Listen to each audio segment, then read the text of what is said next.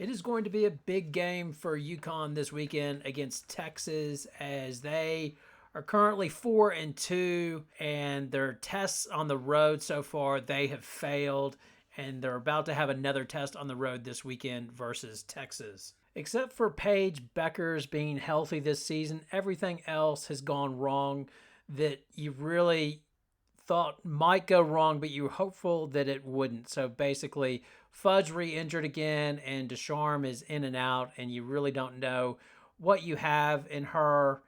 And so UConn is scrambling to figure out who they are, what their lineup is, and how they're going to go forward.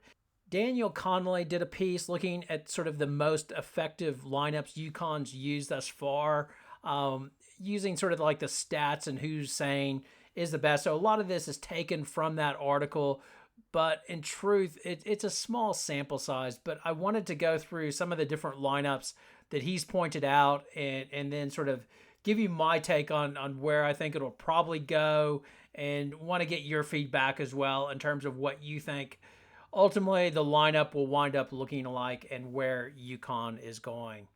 So first, the most common lineup they have used so far is KK, Mühl, Bueckers, Griffin, and Edwards. And this lineup has been good in terms of defense, but it has been struggling offensively, scoring 69 points per 100 possessions, and they're only shooting 26% on two-pointers. Their best offensive lineup is KK, Mühl, Bueckers, Griffin, and Brady. But again, it's a small sample on 23 possessions, but that lineup is averaging 100, or would be scoring 158 on per 100 possessions, but as well, it's lousy on defense, giving up 145 per 100 possessions. So you get the offense, but you give up the defense, obviously, because it's probably they're a bit small. Or not so much that, really, it's Brady. Brady doesn't give you what Edwards obviously gives you on defense, it would seem. But again, a very small sample size. Hard to tell too much from that. Their best defensive lineup is Mühl, Bueckers, Ducharme, Griffin, and Edwards. I think this is Auriemma's preferred lineup if he knew Ducharme was going to give him anything. If he knew he would get something from her and she could get going with her shot and offensive production and could count on her to be healthy, that is the one that he would settle on. But as we know, it's just you don't know with Caroline Ducharme.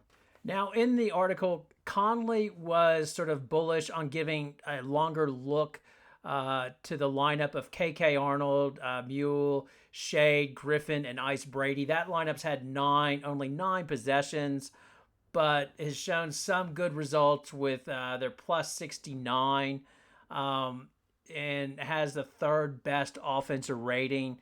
But that team, or that lineup, tends to give up boards. But he suggests that could be improved. Shade's usually pretty good on the boards. Now, for me, just not going by the numbers, because again, it's a small sample. If you're asking me for eye test and what I've seen so far, I think he probably Geno had the lineup right against Kansas. I think it should be probably Mules, Bueckers, Shade, Griffin, Edwards, and KK and Brady being the first ones off the bench, essentially. I know Shade had a poor game, but I would persist with her to see if she could settle in, because I think she might be the perfect fit of giving you a little bit of offense, but her defense is good. Just watching her, she switches well, talks well.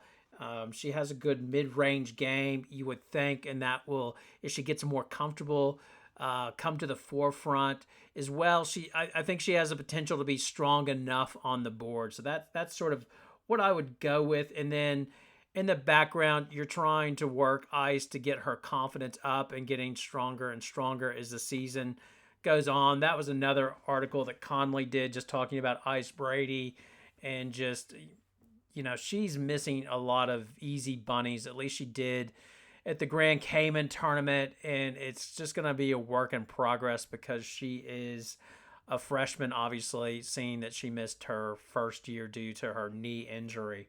Now, Samuels has not done much since her 14-point outburst versus NC State. She's only shooting 12% from from the 3-point line, and she is -8, or UConn's -8 with her on the floor. She's the only one with a minus plus minus average, if you like. And I don't think there's anything wrong with that. I mean, that's life of a freshman. That's Brady's going to be up and down. All the freshmen will be up and down. I think Ashlynn Shade has the best potential to be a solid starter. And I think KK is fine as well. But I see her coming off the bench and being a change of pace and keeping the offense going, if they're going to try to limit Bueckers' minutes as well. I'm curious to see how this goes. I know UConn runs the Princeton offense, and it's all about ball movement and everybody getting the looks and everything else. But I wonder if they continue to struggle at some point, are they just going to have to go ISO ball and just really get Bueckers in a hell of a lot of pick and rolls? And, that's the emergency break glass type scenario if they just cannot get this offense running. I think in the meantime, I think they'll persist with what they have and keep on running things and getting the ball moving. The other thing they need is their other big two to stand up. Griffin was good in the Cayman Island tournament, like and remiss to me, total bad on my part. On my recap of the Cayman Island tournament, I just totally forgot to mention Griffin, and she was awesome in the game versus Kansas, going for 20 points. So I apologize to the Griffin family and Aubrey Griffin as well. But Griffin, I mean, she needs to get in double figures every game, essentially. She's done that 3 out of 6 games, and they need her to be that consistent player from here on forward, basically. The other one was Aaliyah Edwards. She's been strong mostly, but the big concern is in the Cayman Islands, she struggled against UCLA, and that was the fear.